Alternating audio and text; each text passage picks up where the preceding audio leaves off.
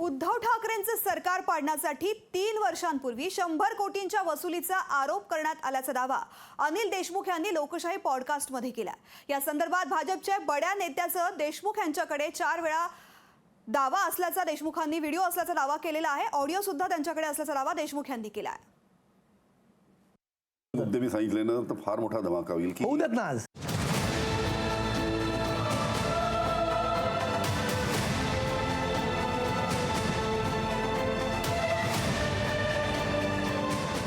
अनिल देशमुख हे त्यांच्याकडे असलेल्या ऑडिओ आणि व्हिडिओ बॉम्बबद्दल बोलतात। हा ऑडिओ बॉम्ब आहे अनिल देशमुखांच्या जेलवारी आधीचा।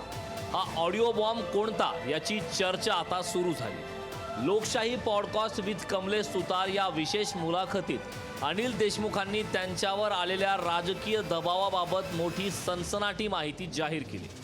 आम्हाला तुम्ही सांगा, आम्ही फार फार गेसवर्क करू शकतो। तुम्ही त्याच्यावरती जास्ती भारतीय जनता पार्टीचा वरिष्ठ नेता देवेंद्र फडणवीसांबद्दल तुम्हाला बोलायचं आहे? आता जो कोणी असेल तो त्या काळी, कारण तेच वरिष्ठ नेते होते विरोधी पक्षातले। आता जो कोणी असेल तो नाव घ्यायचं नाही कोणाचं। अनिल देशमुखांनी परमवीर सिंग यांना निलंबित केल्यानंतर त्यांच्याकडे भाजपच्या वरिष्ठ नेत्याचा निकटवर्ती आला।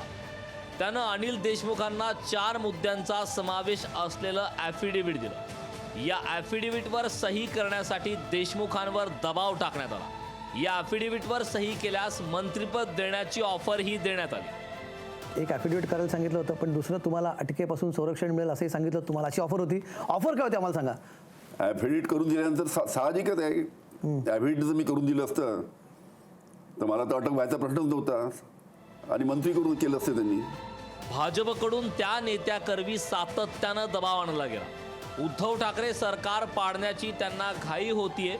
भाजप नेत्याचा तो निकटवर्तीय नेता 1 वेळा नाही तर 4 वेळा भेटण्यासाठी आल्याचा दावा अनिल देशमुखांनी केला। ॲफिडेव्हिट कल्पना दिली मी त्यांना, कल्पना परिवारातील लोकांना कल्पना दिली होती।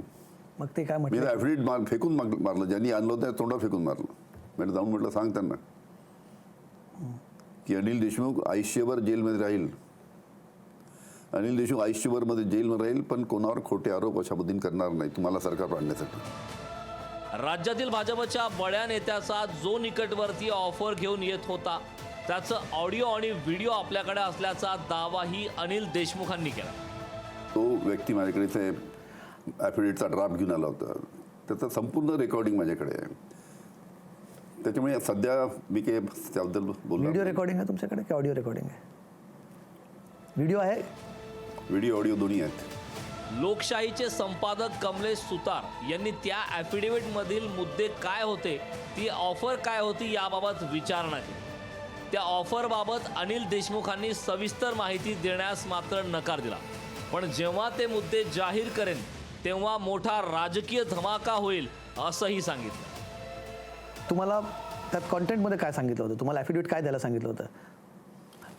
एक मुद्दा तरी तुम्ही सांगाल, त्यातला एखादा मुद्दा सांगाल। तुम्हाला तुमची मला असं दिसते याच्यातली, तुम्ही सांगू इच्छित नाहीत, पण तुम्ही सांगायला हवं ही गोष्ट, कारण गंभीर स्वरूपात मुद्दे मी सांगितले ना तर फार मोठा धमाका होईल की होऊ देत ना आज। इतक्या खालच्या स्तरावर जाऊन अशा पद्धतीचा प्रयत्न एखाद्याला सरकार पाडण्यासाठी होऊ शकतो।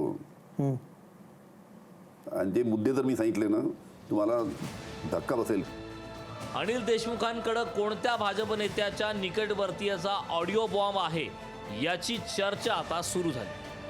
देशमुखांकडे जो ऑडिओ आणि व्हिडिओ आहे तो जगजाहीर करतील का याची उत्सुकता आहे। देशमुख ज्या ॲफिडेव्हिटमधील स्फोटक मुद्द्यांचा उल्लेख करतात ते स्फोटक मुद्दे काय आहेत याची चर्चा आता सुरू झाली। ब्युरो रिपोर्ट, लोकशाही मराठी, मुंबई। लोकशाही मराठी ऐका, पहा, जागरूक रहा।